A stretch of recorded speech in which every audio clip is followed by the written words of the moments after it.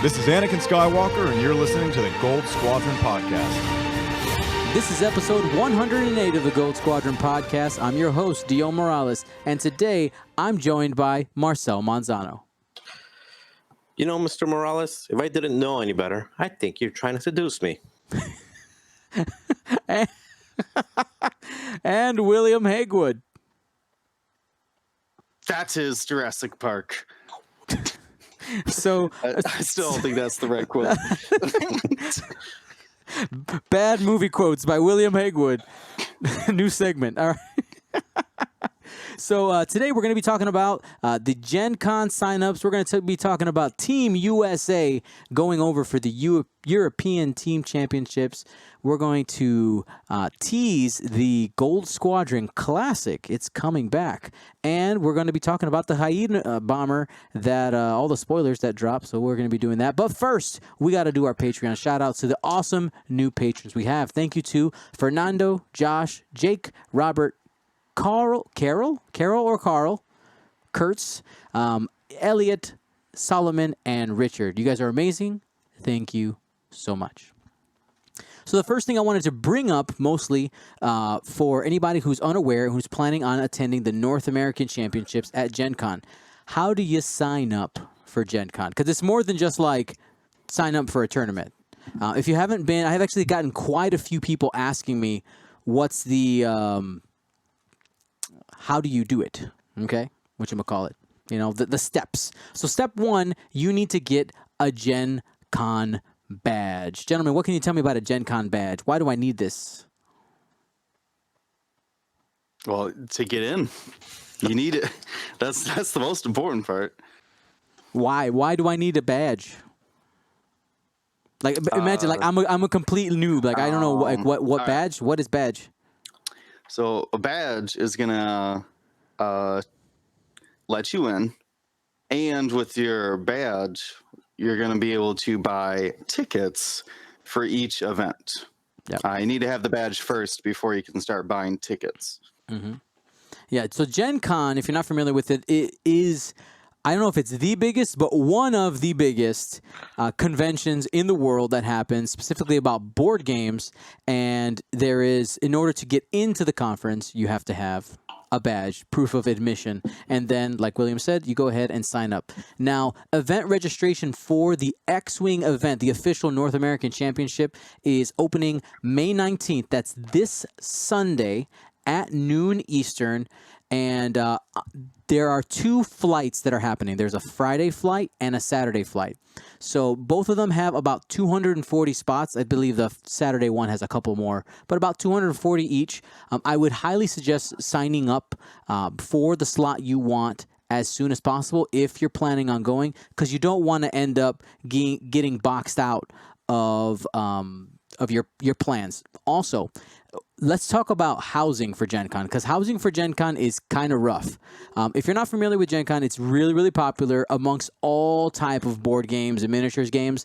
It's absolutely huge. And basically, yeah, bunch of nerds. And if you are not, if you haven't gotten your housing already, I would highly suggest trying to find other people and come together, because it's going to be pricey for sure. And to really make it feasible, I would suggest rooming with people and look into some of the maybe hotels a little bit farther away, maybe Airbnb, and see what you can get there. And I see a couple people asking in the chat. Yes, the cut is on Sunday. You have to go. Was it 6-1? Is that correct? 6-1. Yep. Yep. It's 7 Swiss, 7 day 1 Swiss. Mm-hmm. So, yeah, I just wanted to make sure we touched on Gen Con, because I've been getting a ton of questions about it. And that's that. If you have any other questions, feel free to send them our way. But I want to talk about Team USA. Or I'm not going to talk about it. Marcel's going to talk about it. All right.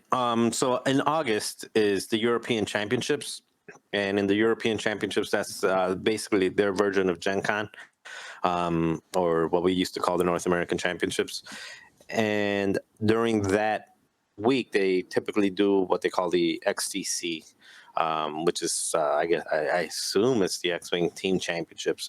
And it's basically countries from Europe typically coming in and basically competing against each other.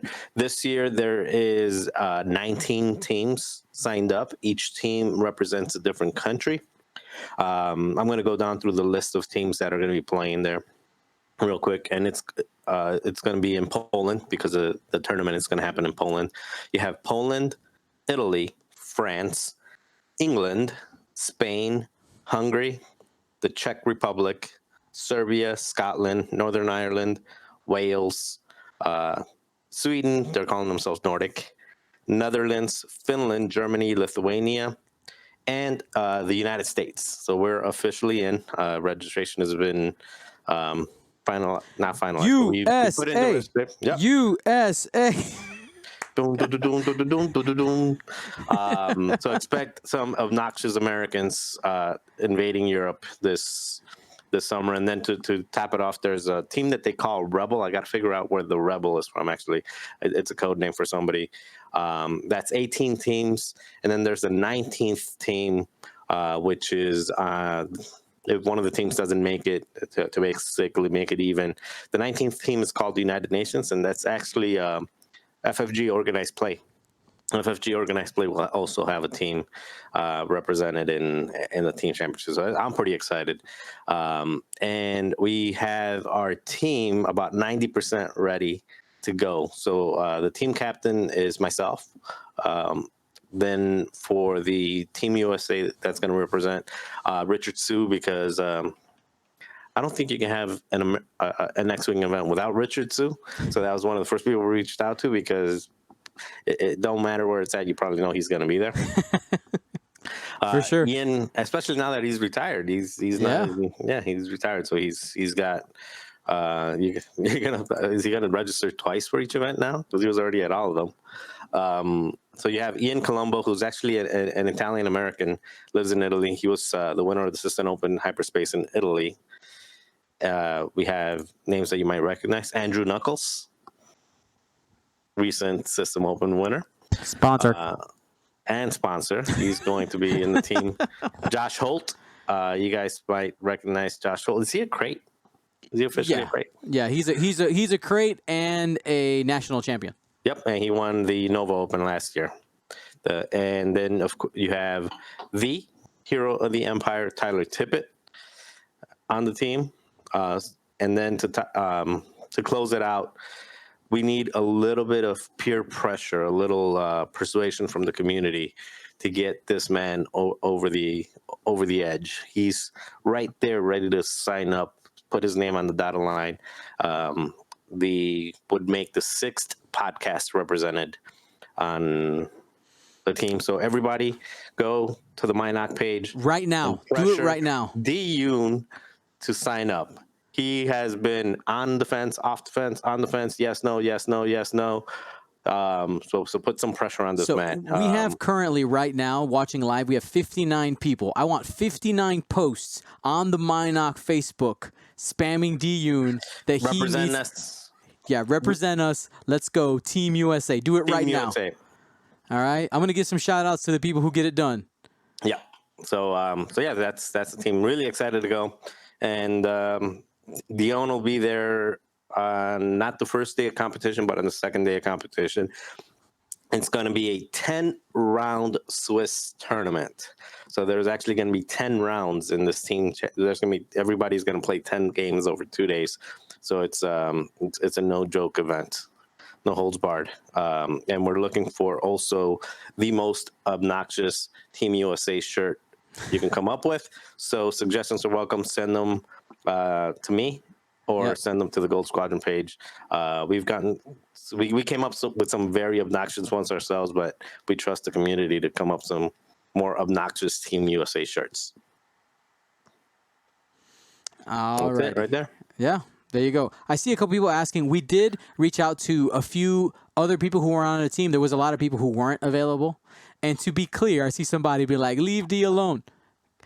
It's not that he's not available. Is he's not 100% sure if he wants to go. So this is the push to say you should do it. He's not to throw his stuff out there, but he'll be somewhere internationally. He's just thinking like go Which- South America or go Europe. Right. But you know what? In Europe, you're representing the team. It's a team environment. So I've got no shame putting pressure on that man. I basically pressured Tyler Tippett into joining. So Yeah, I saw. I was like, because Tyler was like, no. Now Tyler's like, yeah, I'm in. I was like, oh, okay, we got Tyler. Yep. So yeah, that's it. There you go, MG Rockwell. I see your post. Hearts for you. Love it. I'm doing this live right now. Love. Nice.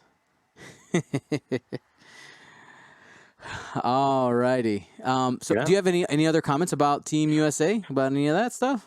No, not really. I mean, not at the moment. We might. It's actually going to be quite an expense. We're thinking how to cover that because it's a 300 plus just registration fee for the team, and then each member is going to spend maybe about $1,000 back and forth. So we may be doing some crowdsourcing or crowdfunding. Oh, is that what you Crowdfunding, call it? yeah.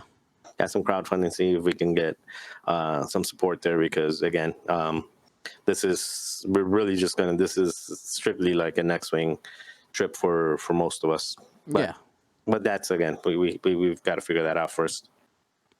Awesome. Well, I'm looking forward to. I'll be covering Euros, which is happening basically right after the event, and like you said, I'll be there the second day, hanging out, maybe streaming. I don't know. We'll see.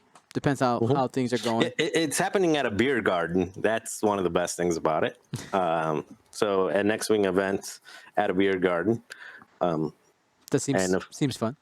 Yeah, seems appropriate. So I wanted to tease the community a little bit.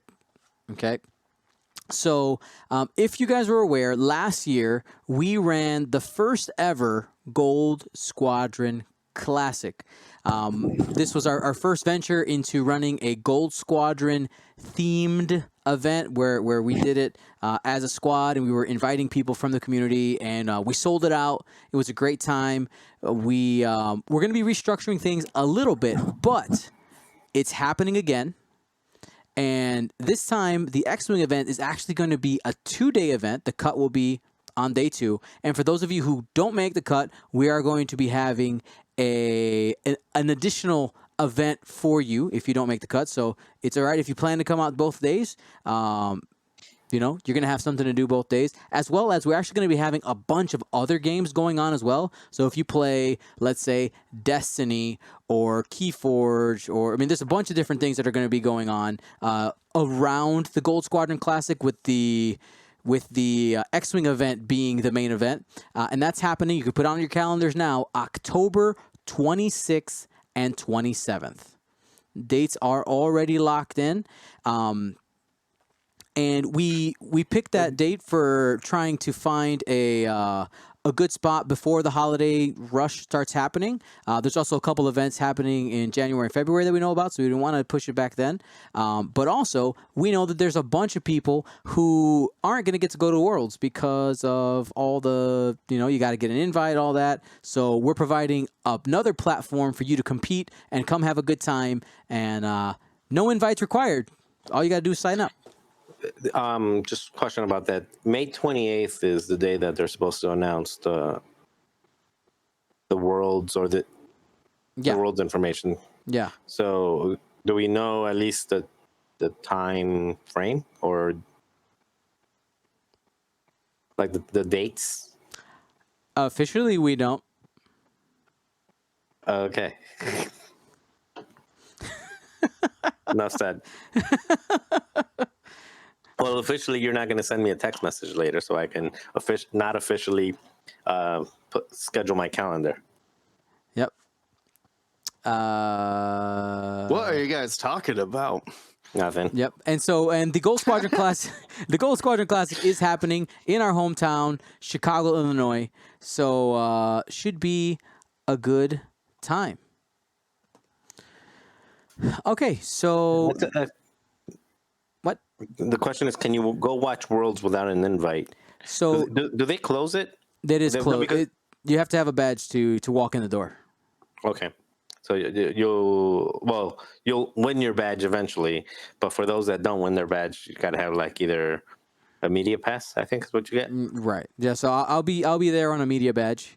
No, covering you the- won't. You still got a couple shots. You still got a couple chances. Maybe. Alrighty. So the next thing we're going to talk about is, I think, the thing on most people's minds, and that is our Wave 4 spoilers. We got an announcement from FFG about the this guy, the Hyena class droid bomber. That's a pretty package right there. So let's start taking a look at the chassis.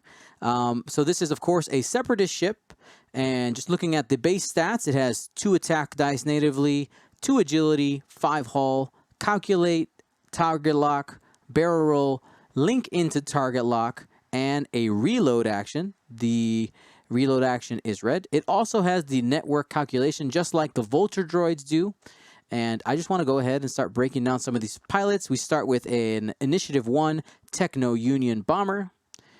And we get pretty quickly into our unique pilots. Will, go ahead and take this one. All right, looks like this is DBS 32C, a droid control signal relay. This is a single unique and says at the start of the engagement phase, you may spend 1 calculate token to perform a coordinate action. I cannot coordinate ships that do not have the networked calculation ship ability. This particular unit, they mentioned, also has a tactical relay slot. And instead of a red reload, this one has a red jam. Oh, that's interesting to see a ship in a pack that isn't like it has a different action bar. That's really cool.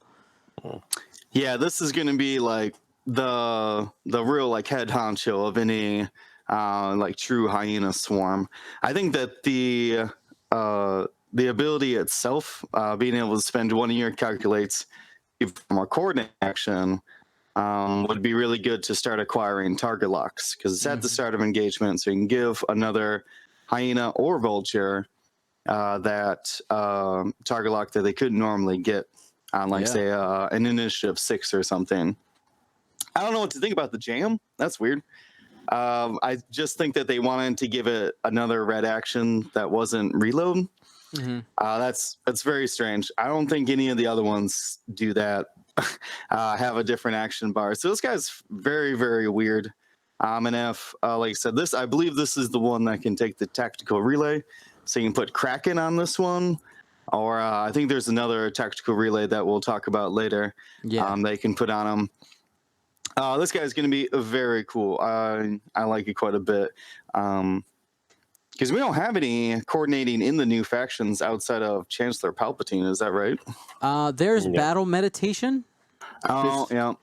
But I mean, it's not something, and I guess Ahsoka's ability is kind of like a coordinate, but there's not more than those ways. All right. Well, okay. Well, those are all Grand Republic. So for Separatist, the only coordinate you had was Sidious. So this is at least something else to start coordinating there.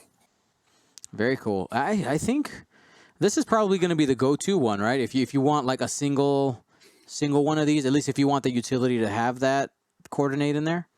Oh no, this is Watt's out. 32C is in.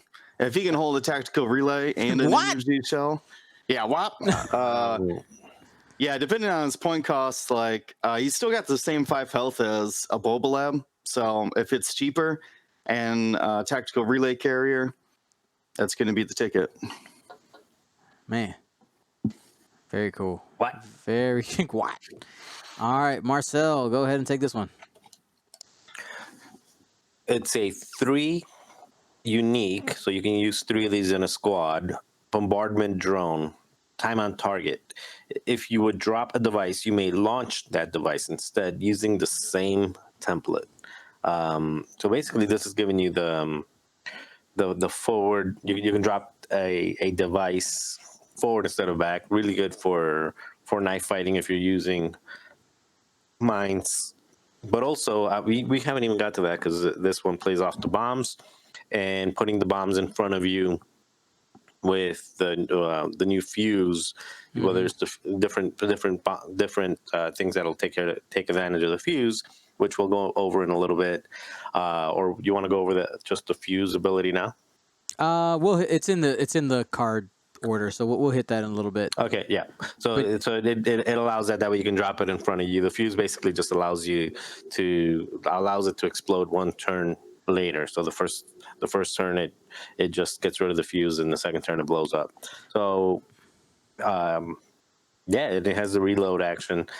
Initiative 3, just like all the top initiatives for the droids here. So Yeah. I think it's interesting. Again, I think we have other ships that drop bombs one in front. We have one for the scum, and then we have one for the Imperials. They actually haven't done a whole lot. They especially the Imperial one that gives you a boost after you drop it. I mean a barrel roll. Right. And then the what is it? The Z guy in Zubio. Zubio, yeah, he can put it out of the front as well, which I think would work pretty well with like a pattern analyzer or something like that. But still, But I think there's a lot of that. Is for Zuvio. Is there like a requirement for him or something like that? I haven't Nope. seen him on the board. He's just like you just drop he's it in just the able front. to do it in the front. Yeah, Yeah, before it used to be before you did a reverse move, but now it's just whenever you drop a bomb, you can do it in the front. I'm pretty Okay, sure. so it's the same. It's basically the same ability. Yeah, I do want to say that they mentioned in the article that the bombardment drone eschews both torpedoes and missiles for 2 device slots. So he could actually bring, mines and bombs. yeah, like 4 charges, if you will, before like 4 bombs before he has to start reloading, which is a lot of bombs. Yeah. Really, I'm trying to imagine they front drop, right? Right. And then if you move 3 forward and then rear drop, you end up like dropping it almost on top of the other bomb. Then is that right? 1, Yeah. 2, 3. Yeah. But that would. I'm imagining a bunch of these could create just a no-go zone. That like you can joust these, sure, but half of them already dropped a bomb, so they're already denying that space. It's interesting. I think I agree with you though that weird bombing is not a great mechanic in this game right now. So what I'm actually hearing is building a bomb wall with bombardment drones. yeah, That's because you can take 3 of them. So, Zuvio, you can only have 1. You have 3 of these guys. Put out those Yeah. death pizzas. Put them out early. I don't know. It seems fun. I don't know. We'll see how good it is. Yeah, I think again maybe knife fighting with mines might be if you got 2 or 3 of them. The tugboats they get in close and they have similar with 2 attack, 2 agility, and 2 and 5 health, where they're getting in close to basically start getting the tractor beams off. Right. These guys, if you're using mines, proximity mines, say, you're basically you just got to get into range 1. And then between 3 of them, you're able to drop them in the front or in the back and really start hitting those aces with multiple proximity mines. And then you get a lot of flexibility out of that. So Yeah. I think there might be a little bit, but they just die so fast. Well, I don't know that they die so fast, but I like the idea of that because what do I want to say? The proxy mines you can't launch at all. These things, I believe, can launch. yeah, you could. It says a device. Right, exactly. It doesn't say mine or bomb. So this is the second, because Zubio can do it too. So outside of Zubio, this is the only one because I don't think the Imperial one lets you put. Death Rain used to be able to. Now he just takes an action. Yeah, but again, you can avoid one, 3 of these guys putting mines out of the front and back again. Basically, what they want to do is they want to rush in, get range 1, and start dropping mines and things. That can get pretty. That can put out some damage, especially to aces. But it's a little bit of a gimmick, right? I mean, a little bit, right? Because it is in the system phase, your opponent has control on to be able to move before, though forcing your opponent to move could be a form of control in and of itself. Yeah, but that's where the mines, you just drop it on them and they explode. Right, but I'm saying as long so as you're within range 1. because it's a system phase though, right? This guy's initiative 3. If anybody's initiative 4, 5, or 6, or is second player with initiative 3, assuming that they have some type of way to reposition, they could possibly just not be in your arc at range 1 essentially. If But You don't Yeah. hold that system face. you gotta think of what if you blocked that person true.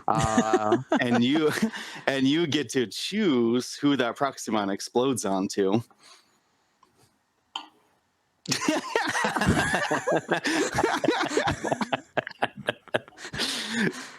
Dramatic So effect. I don't know. I don't know. It might be gimmicky. I think you're onto something there. That proxy mines might be the best way to go with these. Maybe the they return. don't- What happens though if they lower the cost on Connor nets?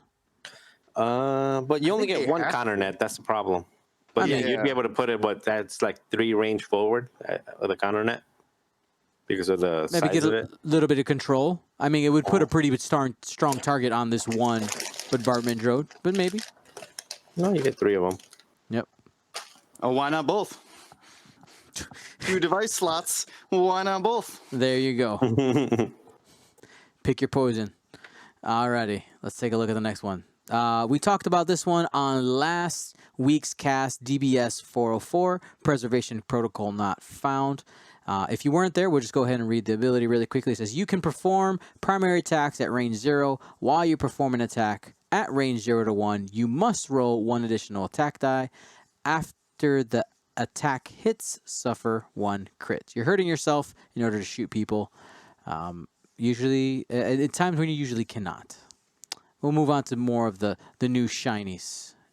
Who's up next? You are, I think. Oh, it's me. Yay. Initiative 1, the Bactoid Prototype. Says, while you perform a special attack, if a friendly ship with network calculations... If the network calculation ship, I'm going to start that all over again because I tongue twisted myself up. While you perform a special attack, if a friendly ship with the networked calculations ship ability has a lock on the defender, you may ignore the focus, calculate, or target lock requirement for that attack. Huh. Okay. So Yeah, I you think that these were the ones that these are the ones that got the extra missile slot. Yep. So these ones can take barrage rockets. okay. I'm just gonna roll them.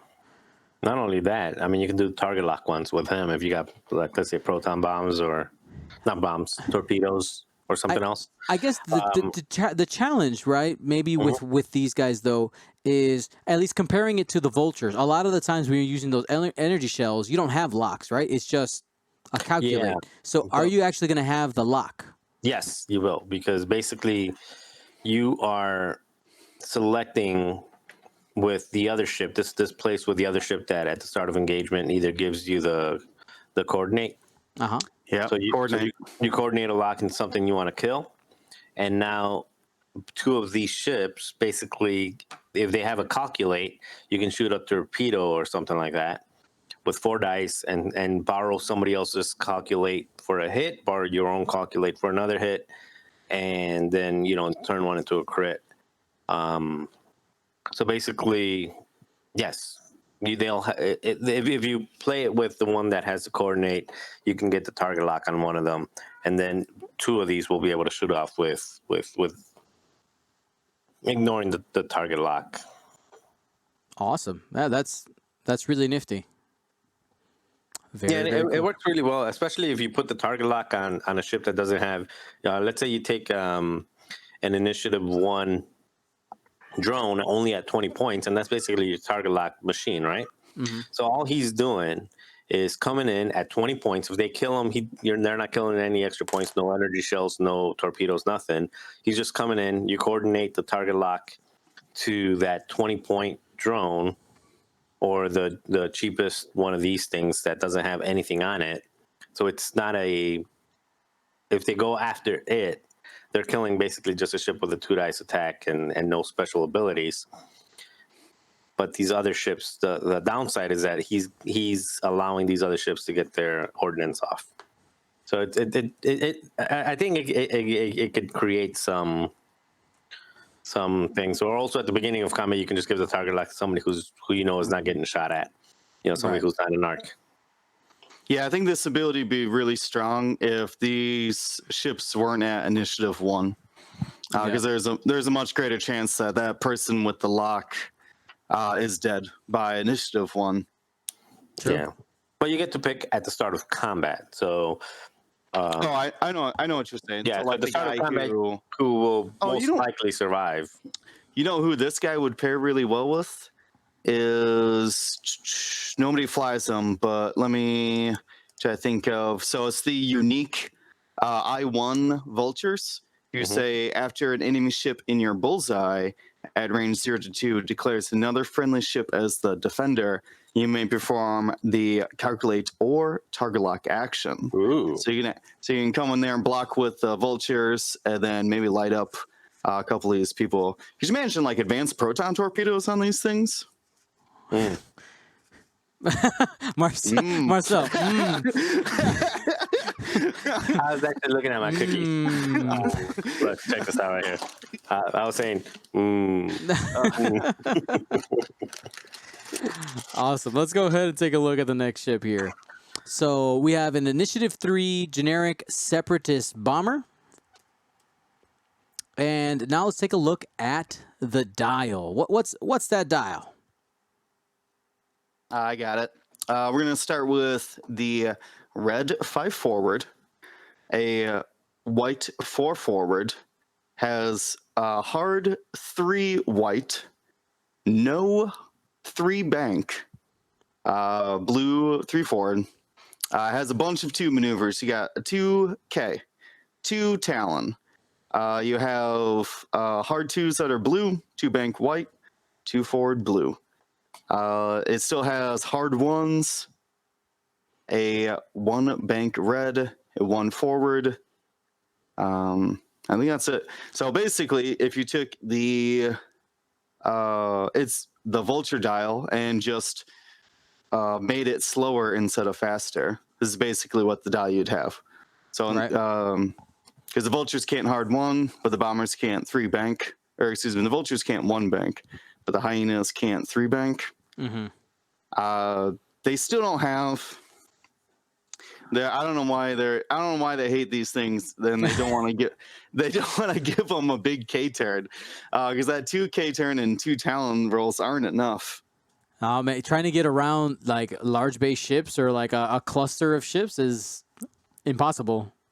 I'm not going to go that far anymore with that. I may have said that before. There's not enough large base ships flying around anymore. It gets around a medium base ship. And on top of that, I think with the B-Wings, I know they got Leia and stuff like that, but still, I think we've seen that 1Ks, 2Ks, and 2 Talon rolls are enough to get to start knife fighting, especially if they're moving at Initiative 1. Yeah, that's fair. You know if that's gonna land or not. Yeah, Initiative 1, it plays out well. I mean, we could all agree that the hard 2 blue is going to be perfectly fine for most things. And these guys are on a small base, right? So they're going to be able to, at least for most maneuvers, be able to fly with the vultures if they're together. Yeah, and what's their linked action? Go back. Target lock. It's barrel roll target lock. Yep, there it is. And the reload is red too. It's gonna be so easy to clear that red reload. Reload, hard to. Yeah, I think that barrel roll target lock, man, I really am thinking advanced proton torpedoes might be the way to go on these things. knife fighters who can hard to barrel roll target lock. Oof. Yeah, I mean, if as long as they're less than 25 points, you can get Yeah, six there'll of be them. about 25 or so. Yeah, you can get 6 of them with advanced protons. They could be almost. They could be 33 points, so they could be 27. And you'd still get advanced proton torps. So, This time the was about my wine. I was looking at my wine. I was thinking, I'm sure. wine. Awesome. So that's a look at the dial. Now let's go ahead and take a look at some of the upgrade cards that are going to be in the pack. So we have landing struts instead of grappling struts for the hyena class. Essentially, they say exactly the same thing as the grappling struts. If you're not familiar with those, they basically let these vultures and hyenas be able to stop on an asteroid or debris cloud. We've broken that down before. I'm actually going to be doing a quick tips on this because people want to see it in progression. So we'll talk more about that at a later date. Let's go ahead and jump into plasma torpedoes. Marcel. Yes. Attack with a target lock. Spend 1 charge during the naturalized results step. Critical results are canceled before hit results. After this attack hits, the defender loses 1 shield. Actually, very similar. Well, not very similar. The after effect is similar to the 1.0 plasma torpedoes. Big difference being you're only getting 3 dice instead of 4, and you're canceling criticals first before it hits. I think this is really interesting, right? Especially with the Delta 7s having the 3 shields on them, and then there's other ships that have a lot of shields on them, namely the Sith infiltrators and just a lot of stuff that has shields on them. So I think this is really good for the first series of Alpha Strikes. The attack target lock makes it a little bit difficult, but again, with the with some of the things that we called out a little earlier today with, the coordinate and a couple other things, or the ability to ignore that on those 2 unique drones, hyena drones. You can. It works out. I just don't think you probably put too many of these on a list. You're trying to burn through shields first, and then then this becomes kind of a detriment to you because now you're eliminating crits first. Right. So yeah, I can see this in combination with with some energy shells following up. So this shoots off, tries to clear some shields, and at a reasonable cost, because I assume this will probably be in the 6-point range, maybe similar to ion torpedoes. Okay. Maybe point range is what I'm thinking. So it'll give you that long, potentially 4 damage attack if it lands, and then the energy shells can go in and start doing their critical damage. And so I like it. I think Harry. What is that, Harry? Harry Nick. Yeah, Harry Nick. Good thing I didn't use the B word. Sorry. Yep. I think William's mind was in the same place. So anyway, he was talking about maybe using these as putting it back on the Jump Masters, making the Jump Masters viable because it's an affordable torpedo that can shoot at long range. I don't know about that, but definitely on and if you got X-wings that you don't necessarily want to spend a ton of points on. And it's a reasonable cost, and you have 5-6 points to deal. To go in there, you put it on an X-wing, you put it on a Star Viper or something like that. Why not? Yeah. So one of the things I do want to talk about here is when we saw this first revealed, I saw what I think to be too much like the sky is falling talk, where it's like, oh, plasma torpedoes way too good, it's back. It's basically the same. It's not the same at all. And plasma torpedoes weren't that great. What made plasma torpedoes good was the double modifications plus guidance chips, which made it triple modifications. Right, is what made it good. and the fact that you had 4 dice potential to do 5 damage. Yeah. Right. So this is not remotely So yeah, close to the same. That's why I'm saying maybe a 6-point, slightly Right. better than most missiles, but not necessarily better than. I think this is the best missile by far. I mean, if you're going to compare torpedo? them, no, I mean like compare this to concussion or any of the other missiles. This but the this concussion- still looks better. Yeah, but the concussion gives a radius effect as well. I mean, it has some that's true. ability. Yeah, it gives a radius effect. So the concussion also has like extra little things that make. well, it it's good. not it's not a missile anyway. It's a torpedo. So I know. But anyways, Dion, were you hinting at the timing of that? Is that where you're trying to get to? yes. So it only has the potential to do that extra damage, assuming that it actually hits. So, and I think that's something that a lot of people were missing. The fact that the timing is different. It isn't just like automatically burn a shield no matter what. You do have to actually hit the attack, and because there are only 3 dice compared. Wow. Woo! All right. Compared to in first edition, where this card had 4 dice, and like Marcel said, all of the basically triple modifications available to it.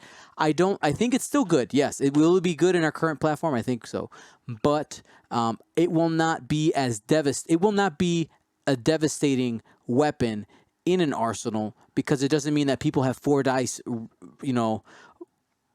They're carrying around 4 dice attacks. In the mid game, because once your shields are gone, it's over. And honestly, off the top of my head, if you look at the as a whole, not very many things have 4 shields. There's a lot of things at like 3 shields and 2 in the Rebel faction and Imperials as well.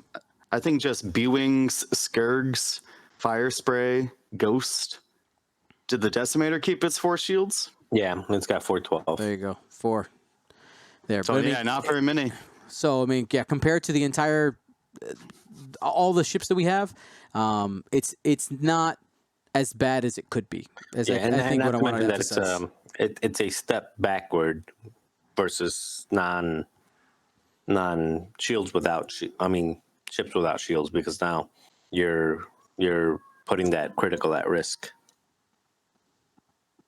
Yeah, I do want to say as well that the whole reason that they're doing the canceling crits first is because that shield gets knocked off in basically the neutralize result step. That's when you determine if the attack hits, and then you do the deal damage. Right. So if it didn't have the crit taken away, you'd actually take the shield off and then do a bunch of crits. Right. Exactly. Does it say? It doesn't say it changes them though. So if you still roll up like 3 crits, yeah, 3 crits. Yeah, it can happen anyway. And it's also important to note that the neutralize result step is after you get to modify. So if you had focus, you had evade. I did see some confusion out there. You still get to spend all of that. All right, let's move on to the next one. The Diamond Boron Missiles. Will, take it away. All right, this is a 3 dice attack missile, range 2 to 3, with 3 charges. This is a double missile slot. All right, says attack, target lock, spend 1 charge. After this attack hits, you may spend 1 charge. If you do, each ship at range 0 to 1 of the defender with agility equal to or less than the defender's rolls 1 attack die and suffers 1 hit or crit damage for each matching result. Barely get through that one. So this is get out of here with that. This is basically 2.0 assault missiles, kind of. It's like somewhere between old saturation salvo and Who do you think designed this card?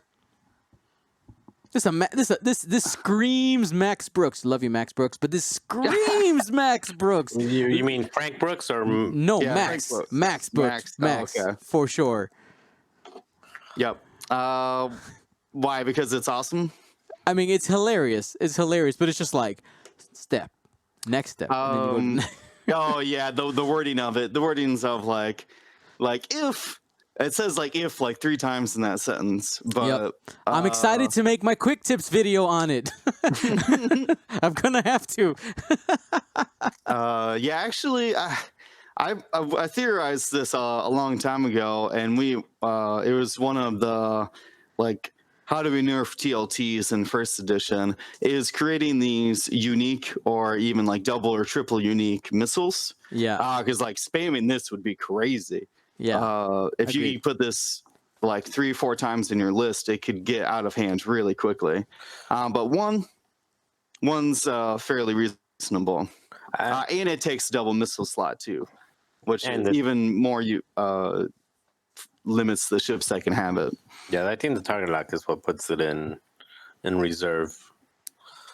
That target lock is rough. Why do you say that? Because you have to have the target lock to shoot it.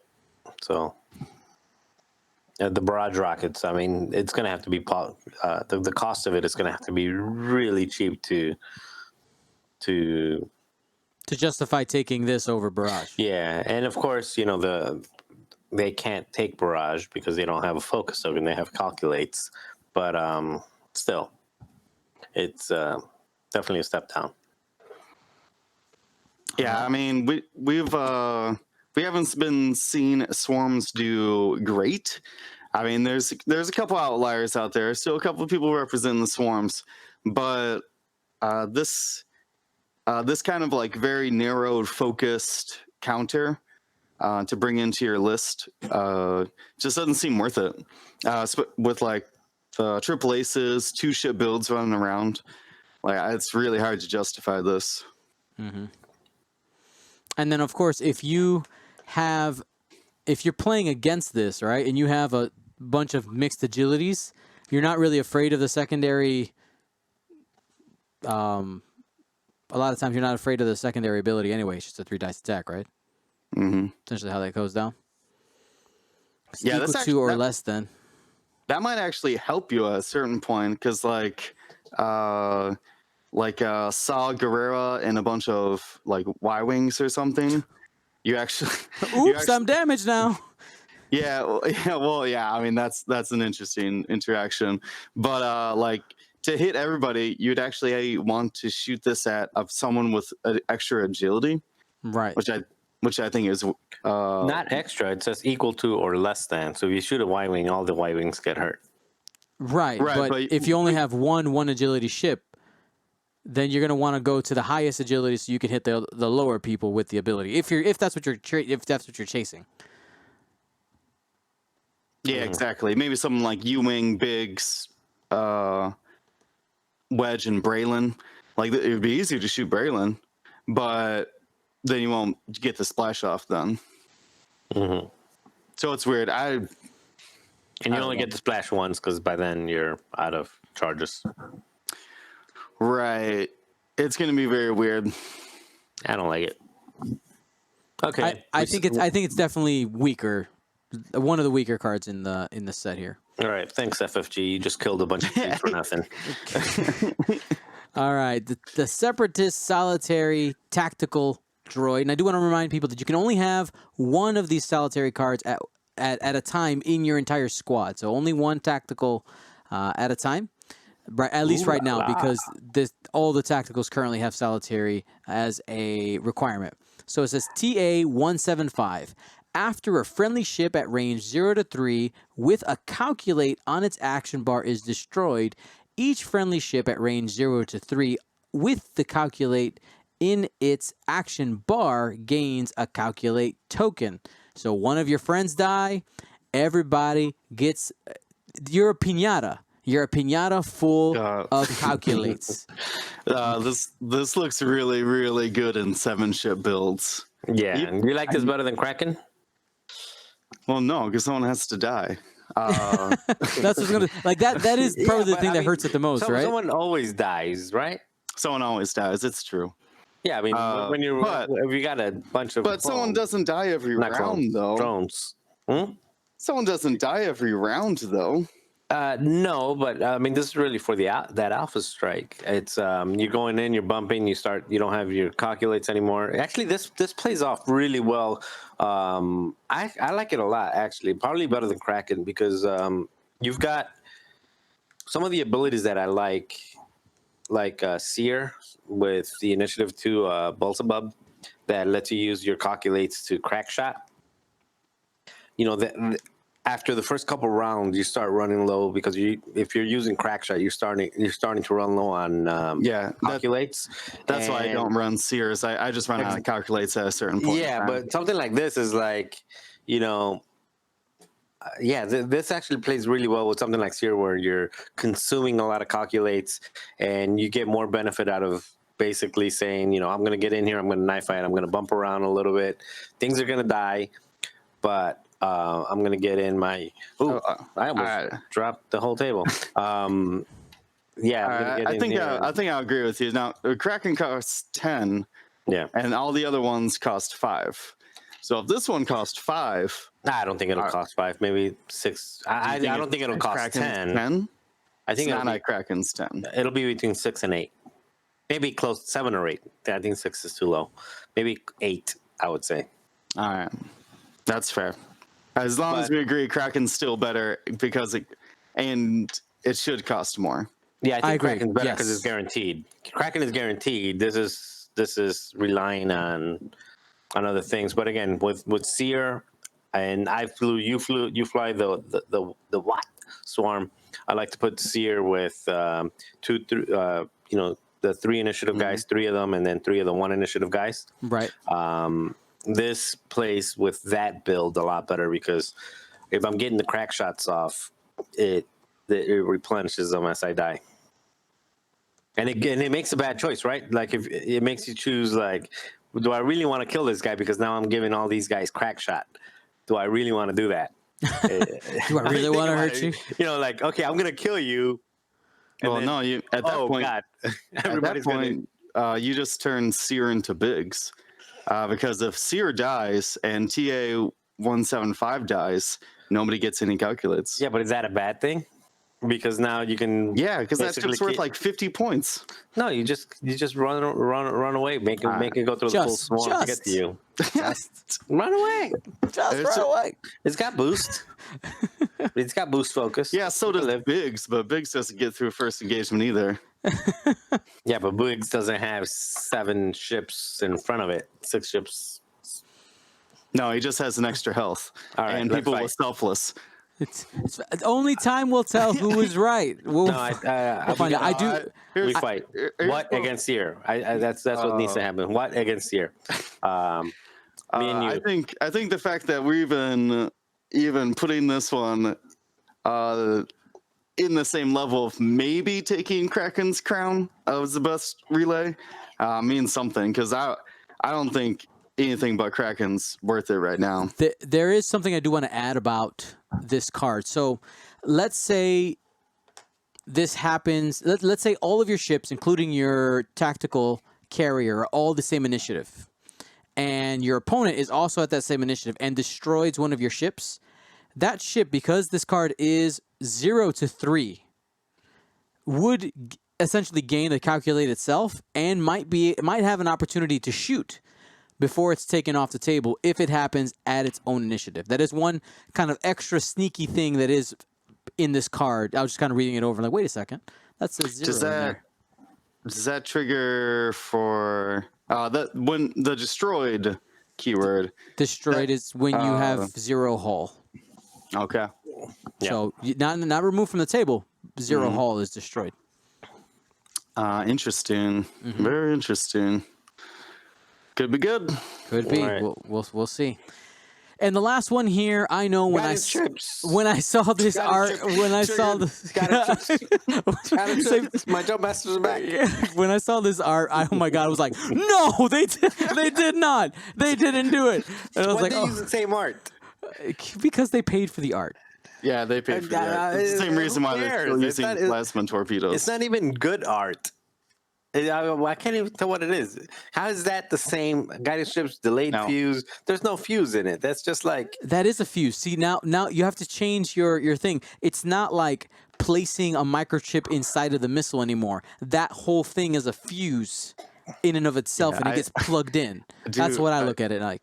I do think it's dumb that they're using the same art for something that affected missiles, and now it affects not missiles but bombs. I just think they're a bunch lazy. They're They cheap. looked at their art catalog and said, "I guess this works. We're never You gonna. know, We know that guidance chips are never coming back. Look, they have. yeah, This that's is true. this is a good thing. Guidance chips aren't coming back.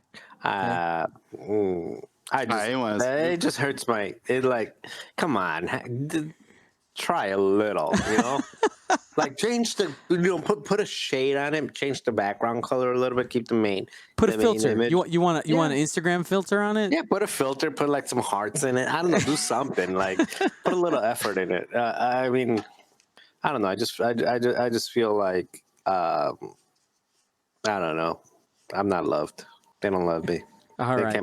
They can't put a filter on it. They can't give me some new art for the fuse. Just put a birthday cake. Birthday cakes have fuses, right? Okay, Will, what does this do? A delayed fuse is a modification that its ability says after you drop, launch, or place a bomb or mine, you may place one fuse marker on that device. You don't have to. You may. You do not have to. The place a bomb, I think, is just for Bob. What's his name? Crimson Leader? Finch. Finch. Bob. I think Finch is the only person placing a bomb right now. But otherwise, you can see this is something I didn't see at first. I'm glad we got to talk about it, Marcel, because you were mentioning proxy mine bombardment drones. But this has it gives a fuse marker to a mine. Yeah, you can fly over it. You can fly over it, and then once. the person who chases you hits it. You can fly over it once. Dylan, did you put the fuses in there? What? You didn't put the fuses in there, did you? No, it's those little white tokens, right? Yeah, but what is the exact wording of them on mines? What are you talking about? Like the rules reference, because they did show that on the stream. That's what I was thinking. If So we it go says to- if a device with a fuse marker would detonate, it removes one fuse marker instead. So when you put that proxy mine in front of you with a fuse, if that wasn't going to hit, you could then hit it, taking off its fuse marker. Does that make sense? Mm-hmm. But for everything that's not a mine, it just probably slows it down one round. Yeah, yeah. It's just a tick. The only thing that I can see. Hey, look, my background changed. The only thing that I can see this really working outside of maybe a mine that you're gonna put in front of you and fly over it. Mine.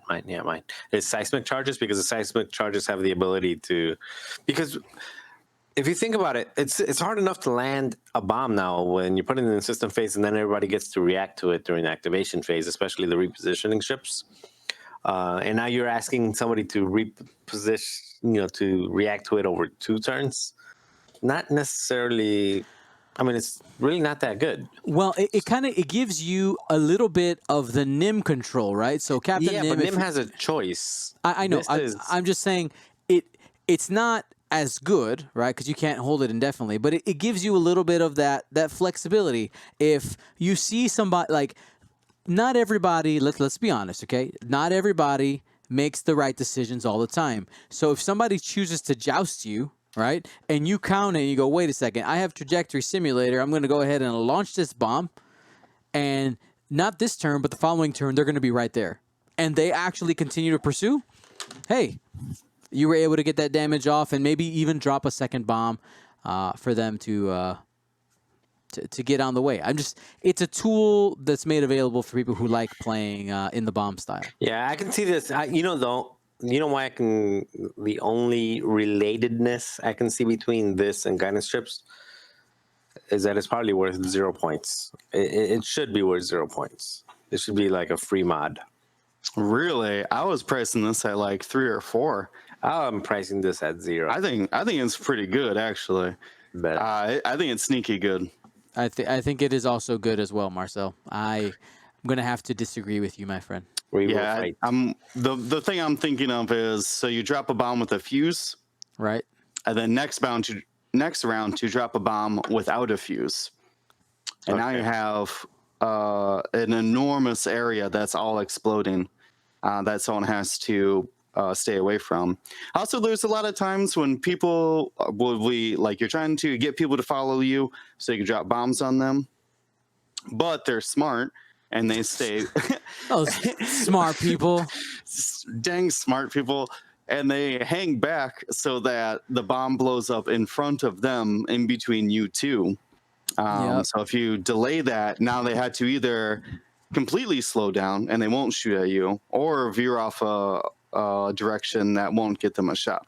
Which I think with most of the time when that's going to happen, I feel like if you're planning to like do like that one forward and make sure you're not in that bomb range when it goes off, if it goes off again, it's really difficult for you not to be in that bomb range the next turn if it was in the same spot. So, like you said, yeah. that seems really good in that case. And I mean, we were complaining about the system phase of when you drop bombs, but their dial's still set. So as someone playing against the bombs, you don't know if they're going to put a fuse on that or not. Yep. So I think it's got sneaky potential. I don't think every bomb bringer needs it per se, but I think it's got potential. Yeah, I don't think 3 or 4 points is it though, right? I mean, you don't replace this for another bomb. All right, if they put it at 2 points, now we're talking. Now we're 1 going point. on a lot of bombers. Well, at one point, it's almost auto include. Munitions failsafe is 1 point. Nobody uses that. But that's different though. Like that's on an attack. I don't know. We'll see. We'll see. History will let us know who is correct.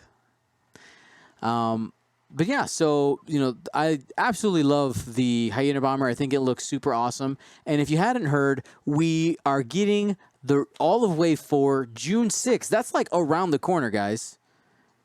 What? Yeah, it's June 6th. It's in the bottom of the article, June 6th. That is less than a month away. Yeah. Ow. How many ships are there? There's the Hyena, I wasn't prepared for that question. There's the Naboo Starfighter. The little pointy thingy, the pointy bullseye thingy. That's not Wave 4. That's Wave not 5. Wave 4? Oh, Yeah. Okay. So we don't have the wavy pointy bullseye thingy. It's Resistance Transport and Pod, a Naboo Starfighter, and Transport. Hyena Bomber. Okay, the Hyena bomber. And the Republic, the Y-Wing.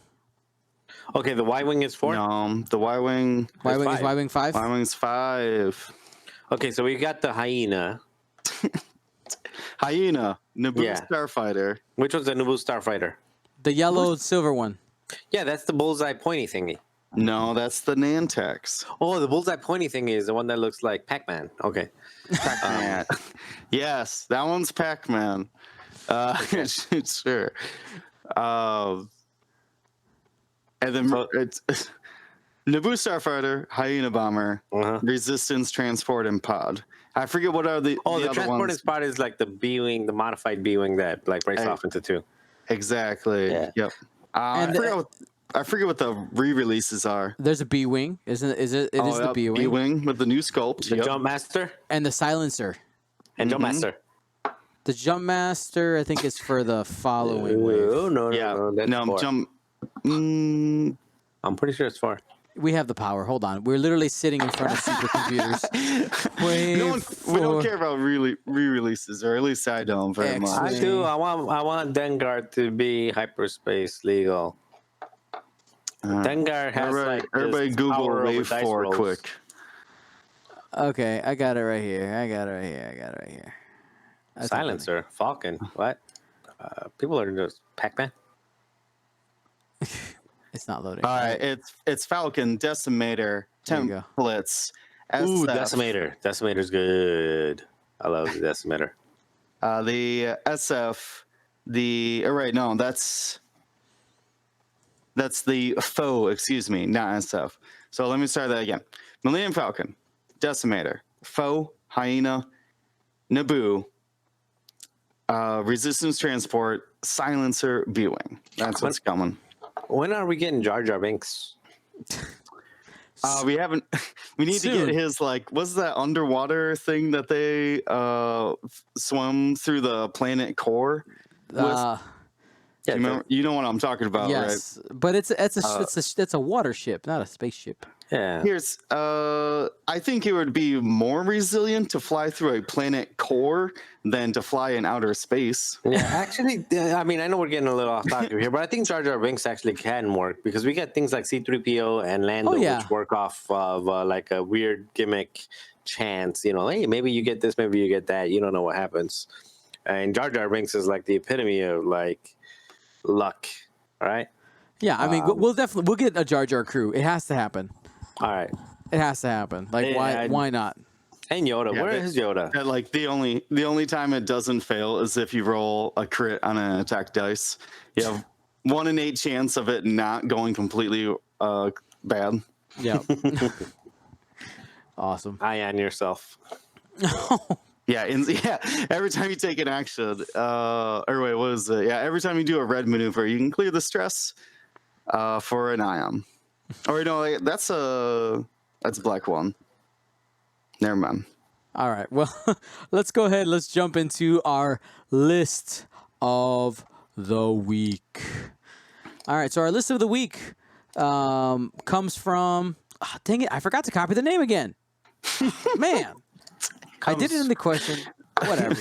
I'm so sorry. Well, here, this is what they put in the chat. So they said, I'm really struggling with the best variant of this list. In particular, Ray Gunner versus Paige Tico Gunner is a huge question mark for me. I also am not sure if I need both bombs or just one type. The extra points could be used to beef up Bastion into a better ace, maybe 9-up, question mark. But the ultimate goal is to have a virtually unkillable Vinny. What do you think? So Marcel, go ahead and start by reading down the list. Okay. I'm just gonna open it up in a different window. It's Vinny, my cousin Vinny, who In the Vinny's Star Fortress. and the star, yeah, and the big bomber that nobody uses. While you defend, if the attacker is in the friendly ship's mobile arc, you may add a focus result to your roll. So it adds a little bit more defensive ability to him. He's got a trajectory simulator. Words are hard on him with seismic charges and proton bombs. So he's basically putting proton bombs in the back and seismic charges in the front, or vice versa. With a veteran turret gunner, which actually the veteran turret gunner works real well because of their 3 native arcs.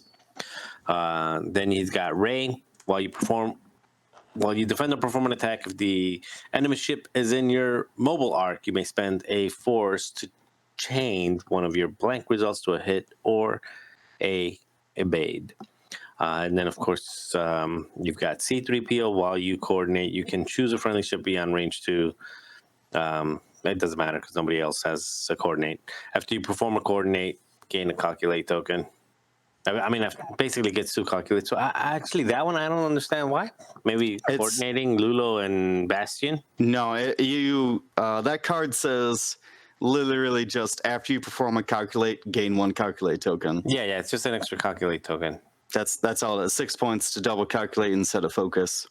Yeah, because you can't coordinate anyone. No, it still gives you. It adds the calculate and the red coordinate to your action bar at the very top of YSB. Got it. So in theory, he could. All right, you take it first because I am so lost with this one. I'm gonna play around with it while I'm gonna mute myself and you talk. I'll finish off it also has a Lulu Lampard, which we're all familiar with. The 3 dice if he's stressed. A-Wing with Heroic, which is a really good upgrade for any resistant ship. And it has Lieutenant Bastion. Bastion's got the ability, it's a T-70. After a ship at range 1 to 2 is dealt a damage card, you may acquire a lock on that ship. Most of the time, that doesn't matter, but it does let him acquire target locks after he shoots or after, say, Vinny shoots at something. The main synergy, though, with Bastion in this list is that Bastion has M9G8, which says, while a ship you are locking performs an attack, you may choose one attack die. If you do, the attacker rerolls that dice. So Bastion locks Vinny. Vinny gets rerolls for his 2 shots, so he's going to launch a bomb. He's got Veteran Turret Gunner to shoot 3 dice out the front, 2 dice either out the front as well or on the side. Has rerolls for both attacks.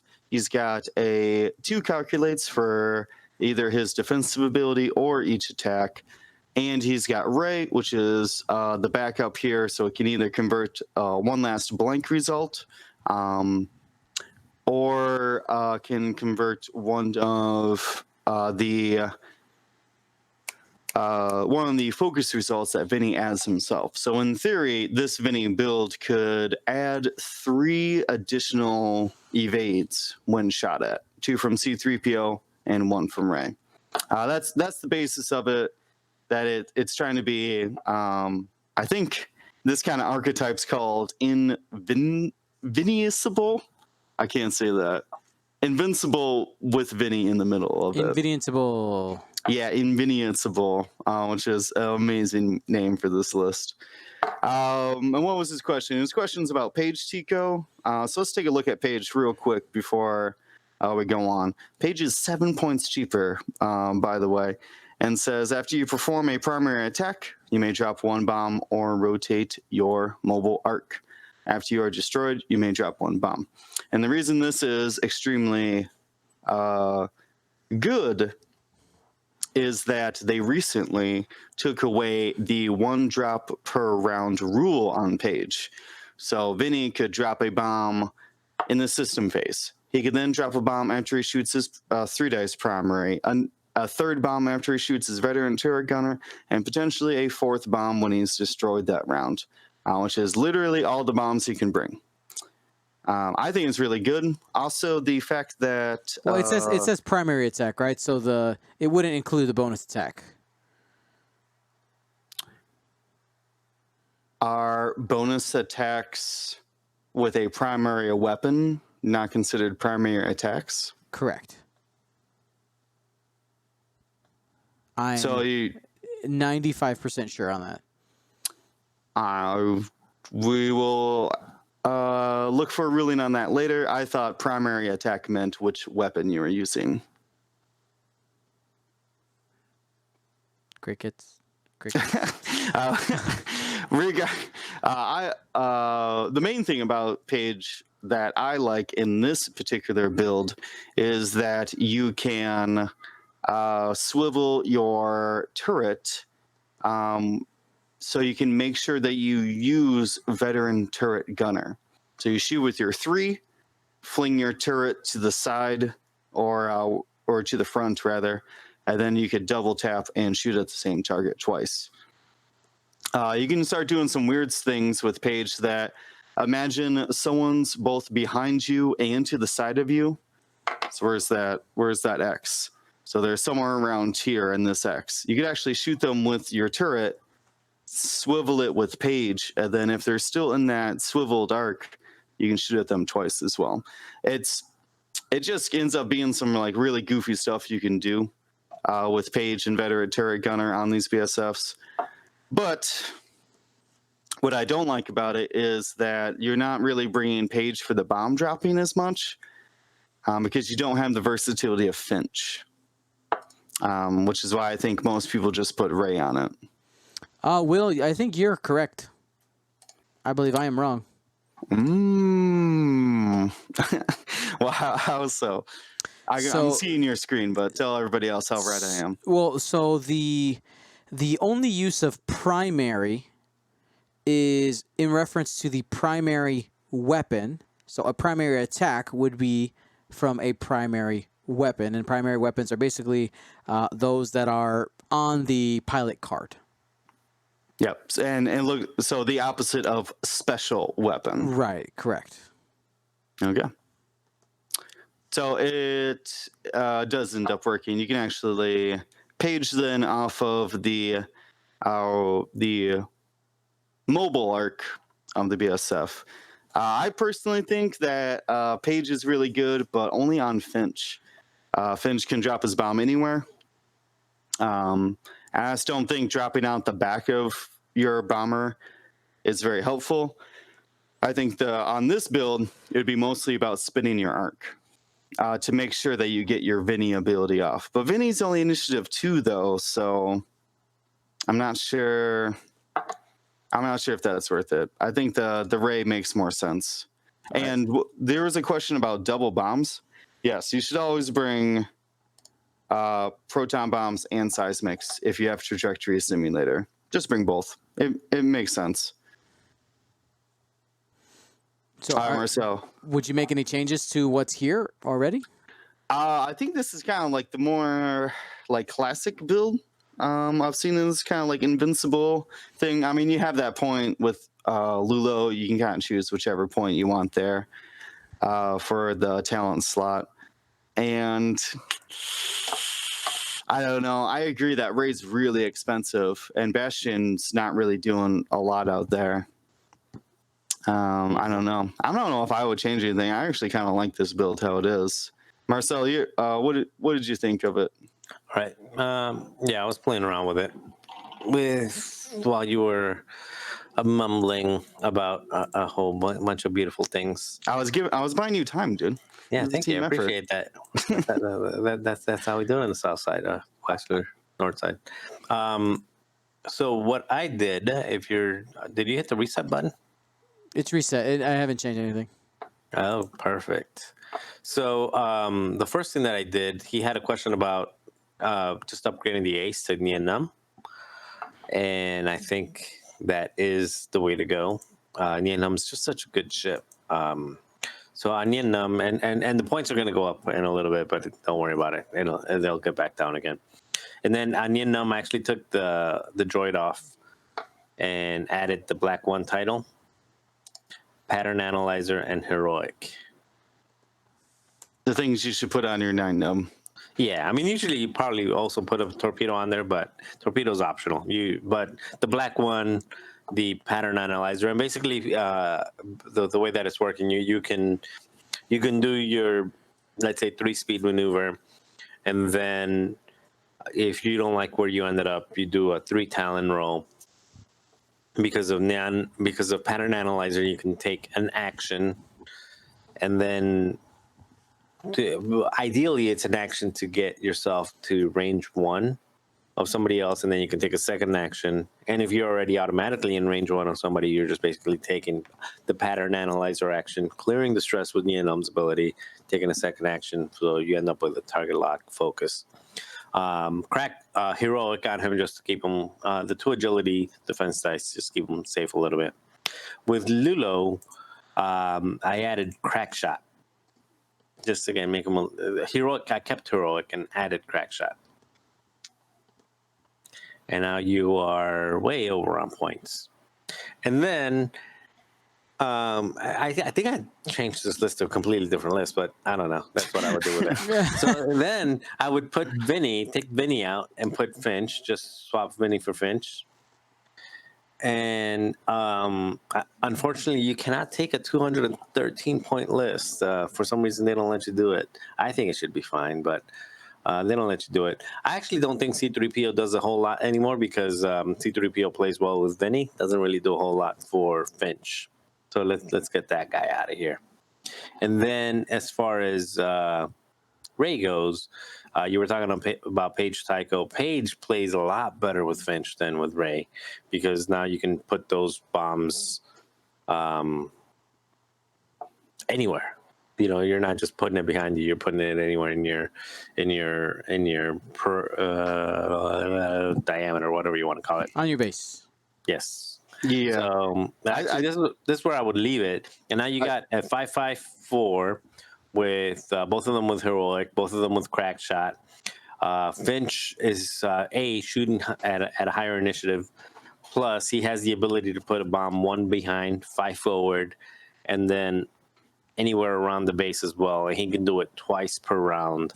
I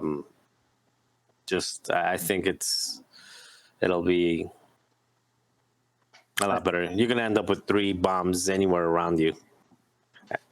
I think that this is probably a more versatile list, but it's completely different from the unkillable Vinny that he's shooting for, though. I know. I'm just saying the way I look at it is always this.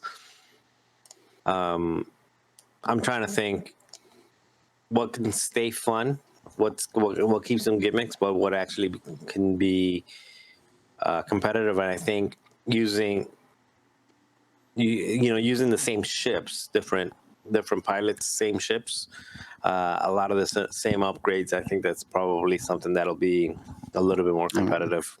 I mean, you don't have to convince me about that 97 Finch. That thing is a blast to fly. And when you're launching bombs, and you got veteran turret gunner, you're a mean machine out there. Yeah, you're putting some damage out. Just got to make sure. And the thing about that is that Finch becomes the obvious target, but Nien Nunb will always be your end game ship, and Nien Nunb will put some hurting on it on a ship at the end of the game. Because of its maneuverability and just all the shenanigans it can do. Exactly, and just because basically it could potentially have a built-in Leia in the back with double actions. I mean, it has just a whole lot of versatility. Awesome. So we're going to go ahead and move on to our question of the week. Our question of the week comes from Two Ship Paul. This is from our Discord server. If you're not part of our Discord server, it's absolutely free to join. We have lots of discussions about X-Wing, painting, all kinds of stuff there. So if you want to join, you can actually type !Discord if you're watching live, or click the link in the description and join us there. You can submit your lists and questions for our question of the week or list of the week. So his question is,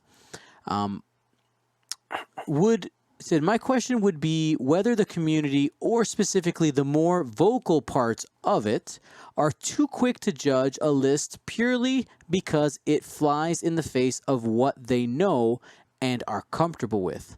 Fat Han won the UK System Open and was immediately slammed by organized play. Yet nobody I'm aware of is saying the same thing about Hatchet Man. Who's Hatchet Man? You meant to say slammed as overpowered. Slammed as sorry, I said organized play. The kids are calling that OP these days. Yeah, sorry. Fat Han won the UK System Open and was immediately slammed as overpowered. And yet nobody I'm aware of is saying the same about Hatchet Man. So okay, I was saying organized play. Sorry, yes. Yeah, so okay. So I think the Fat Han and the Hatchet Man sit. Which one's the Hatchet Man? Hatchet Man is what Andrew Knuckles flew at the Denver System Open. So the problem that gunboat has bad matchups because it's initiative 4. 4, yeah. It's not great against a lot of things that are sitting at 5 and 6. Luke Wedge with proton torpedoes will chew that up in a heartbeat. Correct. So one of the reasons why Andrew did so well, especially once he got to the cut. Now he had to play well to get through that, but he specifically brought that list was brought to defeat Quad Phantoms, and it defeats Quad Phantoms very, very well. So, I think that is the issue. Like, if you're asking why people aren't screaming overpowered about Hatchet Man, that's Major Vinder with the tricked out with torpedoes and all this stuff, it's because it's initiative 4 and it has a lot of bad matchups. The the Han specifically, the problem with it is because it is initiative. It moves last and gets to choose whether to move in. It basically be in about 9 different spots. Right, well, let's see. You can move. You can move. So 1, 2, 3, 4, 5, 6, 7, 8. You can be in 8 different spots with Han. That has the possibility to create a negative play experience, especially for newer players, in the sense that like the dial is one of the most important things about the game, in my opinion. And when you tell a ship you can just put it wherever you feel like it, practically, that's when people start looking at it and saying that's probably too good. So I do think that some of the interactions do need to be looked at, but of course we have to see if how things go with the trending of the meta in the next few system opens. We have, I think, Atlanta's next. Is that right? 24th. I think that one's the next one. And we might have some overseas. I'm not entirely sure of the schedule for overseas, but it's an archetype that it definitely isn't super easy to fly, because you do basically you're banking on one ship, but if you put that in a really competent player's hands, that can be downright miserable to play against. Yeah, it's tough. Yeah. So that's my opinion on that. Do you guys have anything else you want to jump in there? No, I think. I mean, what was the question just specifically about those two? Yeah. Yeah. Again, I think I pretty much agree with you. The one that Andrew Knuckles flew, typically with what I've been flying, I wouldn't be too worried about facing off against that. I'd like my chances. When you get the Fat Han with those choices, and most people look at it either the way that Nathan Idy flew it at Adepticon or the way that Jack Mooney flew it at. Right. Two very high profile players. High profile players at high profile events. But in reality, you can take Jack Mooney's list and thin it down to 182 very easily. Basically not losing a whole lot. Taking the outmaneuver out and doing a couple things that are just really unnecessary. And you end up with a crazy bid and a ship that has perfect knowledge and can still double action almost every turn because it's moving. Cannon is giving it an action even if it stops.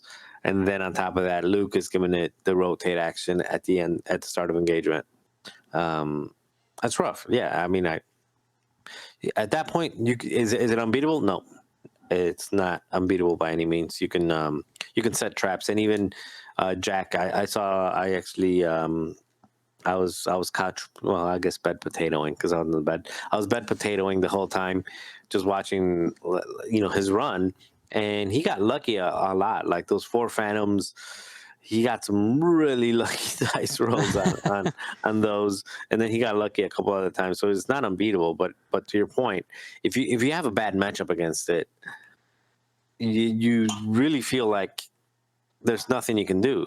Right. Like no matter what I do, I mean, there's some lists that'll give it, make it difficult. So you're not always going to automatically win because you brought it, but I think what really creates that negative play experience is lists that when they have the matchup that they want, it's just so bad. It's just so not fun. If you're flying something, 3 or 4 ships that you got, let's say 3 ships and you got outbid on you lost the bid. I don't care what initiative you are. Let's say Francois. Francois's flying Vader, Sunterfell, and Duchess, and taking a very heavy bid and basically trying to out ace you. Right.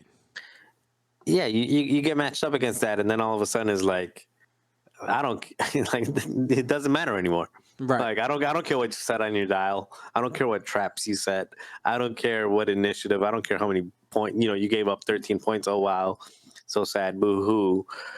I'm just going to kill you. Right. and that's the part that I think becomes a little bit of a problem, where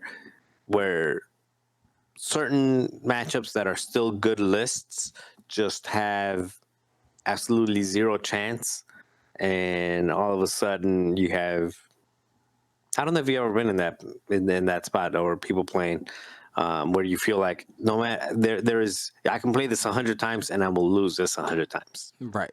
It's just bad. Yes. It has happened. Will, any closing thoughts on that topic? Yeah, I think it's it's basically what both of you guys are saying, is that things like Quad Phantom and Hot, I almost said Hot Fan, but whatever that is, Fat Han. We have I think they call it Ham Solo. Oh yeah, hams. We have multiple quantifiable results. That it's like the multiple jukes on Phantoms, like though, as you said, the 8 positions on Han.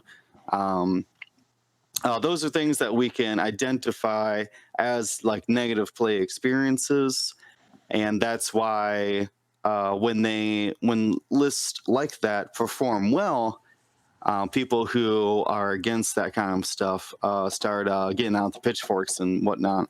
Yeah. But when a list like Hatchet Man, or something that's like what was the I'm trying to think of. There's a couple weird like European lists. I was trying to think of like what was the Quick Draw and 2 Silencers? Yeah, the first order test pilots, or the guy who brought the scum stuff. Like if one of those, if those are all just kind of like different lists, not necessarily meta monsters that did well in the event. Yeah, but if like you brought, I mean, if no one cries out like, "Oh, Quick Draw and 2 Silencers is broken," because it's really not. It's like we all assess it like, okay, that's a fair list. It's just good pilot flying like a meta call list, right? Like we were talking about, it counters other lists. So most of the community has no problem with that. And I think that X-Men community is a little bit too. I mean, geez, you guys are freaking out about art. All right, you can see how passionate Guidance chips. we can, the X-Men community is very passionate. So it comes out as being very vocal about it. But no, I mean, I think we all understand Fat Han, and we can see that it's not winning every event. Right. So same thing with Juke Phantoms, like, oh, they can be beat. So no, I basically whatever the TLDR or whatever is, Fat Han is bad. Most other things are not. Yep. All right, there you go. Before we jump into our positive life choices segment, I do need to say that the League Night stream for tomorrow, unfortunately, will have to be canceled. I have a concert to give. What? Yeah, no stream tomorrow. People who are going to Pastimes, we're still having League Night. There's just will not be a stream because I'm performing a concert, and so I'll be busy. I'm actually streaming that, not on this channel, obviously, but for my school.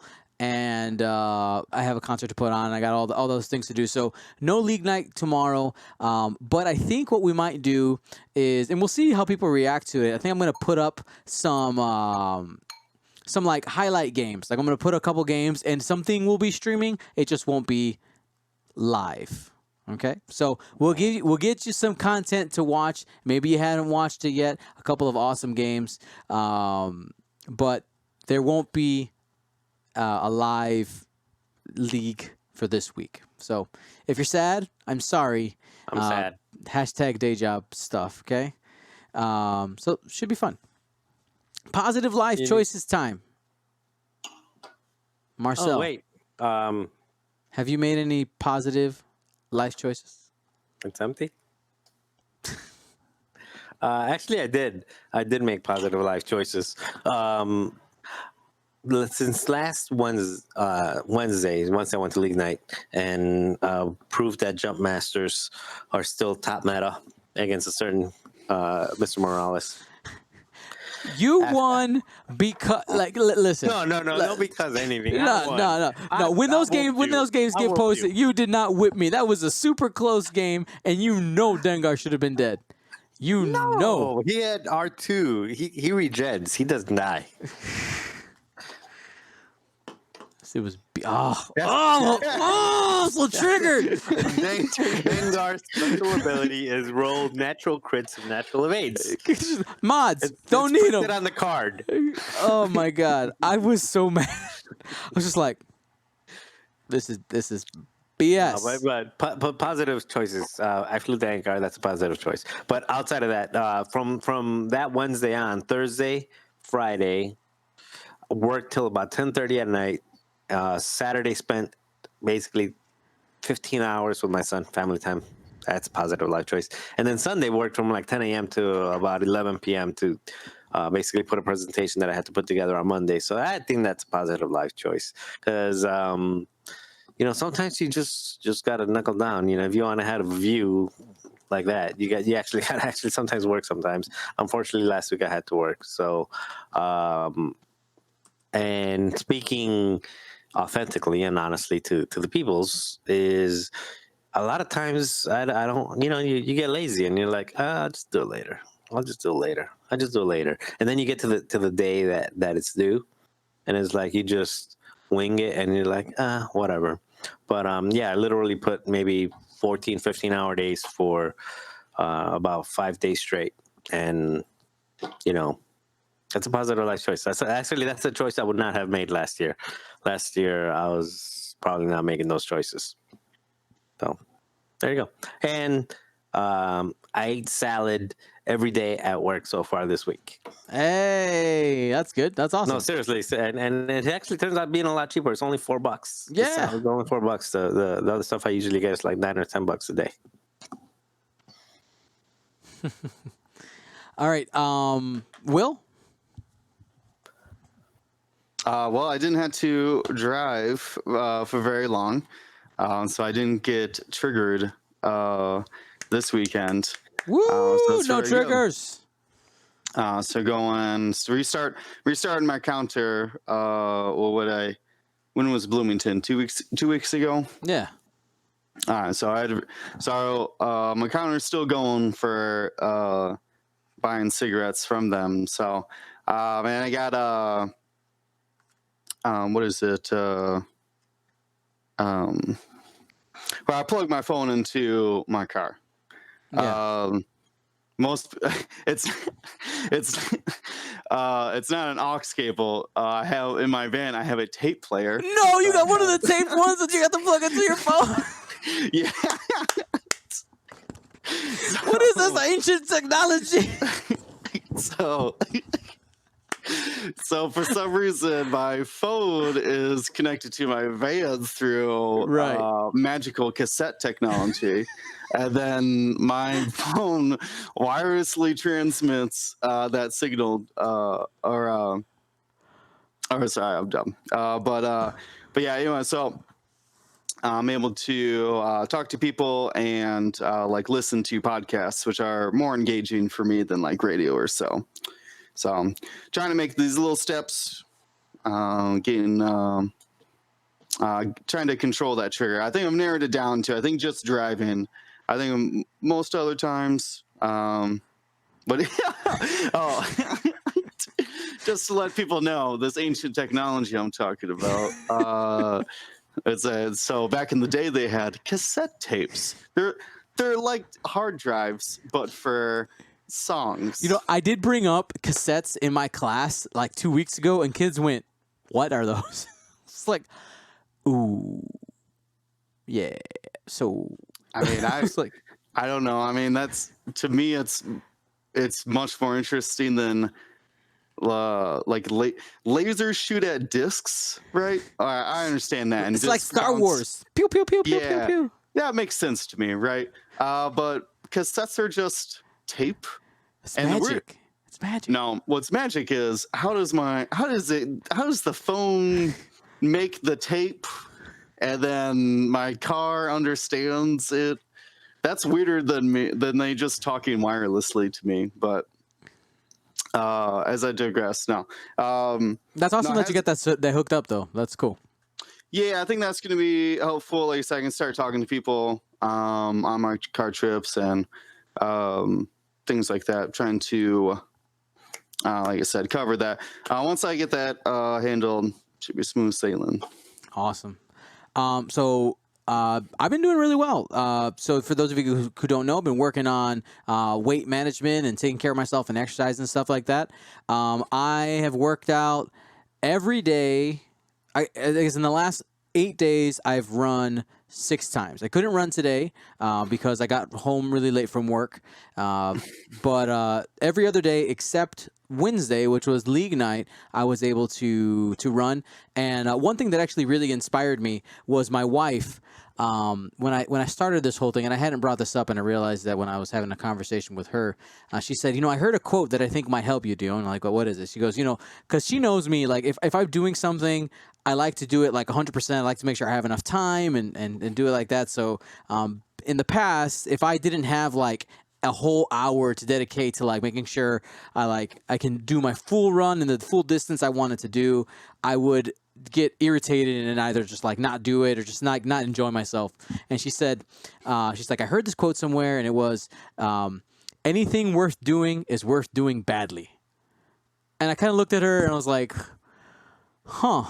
So like there was a couple days in this last week span where I looked at the clock and I said, I quote unquote don't have time to do what I would have wanted to do, but let me just go and use the time that I do have. So I was able to run, and actually I was able to get the distances I wanted to anyway in the condensed time, and it just allowed me to just work a little bit harder, and I was motivated to do that. So that really helped. Something else I'm doing is, like while running, I run on a treadmill in order to save time rather than running outside. Is I've been watching Game of Thrones on my phone, so I'll watch like 30-minute episode, like half of it basically, or a third. So I haven't got to episode 5, which everybody's talking about right now. I'm about to start episode 4. So I was kind of upset that I didn't get to run today because like, man, No spoilers. I know, no spoilers, but I didn't get to watch episode 4. So yeah, that's that. And I lost a couple pounds this week, and the trend is going downward. So super happy about that. I think my face is looking a little trimmer, looking a little prettier. Right? Somebody on stream the other day, like, are you losing weight? I'm trying, man. I'm trying. So things are going good. Positive life choices. If you're still with us, I want to say thank you so much for watching. You can watch all of our live video here on twitch.tv/Gold Squadron Podcast. You can watch all of our reruns and also our some new content we have coming on YouTube. You go ahead, hit the subscribe button. We're trying to get to that 8,000 mark. We're almost at 7,500 subscribers there. Also, I want to welcome to, I guess, I don't know if I should welcome to the team. We officially have an editor here at Gold Squadron Podcast. He's on probation for the first few months. And then once he proves himself over the next couple months, we'll reveal his name. Okay. But has done really good work on the last couple episodes and has been for This Week in X-Wing and Quick Tips, has really helped out there. So thank you to him. And also we have more content coming. Will, right? We got more content coming? Yeah. Are we talking about it this week?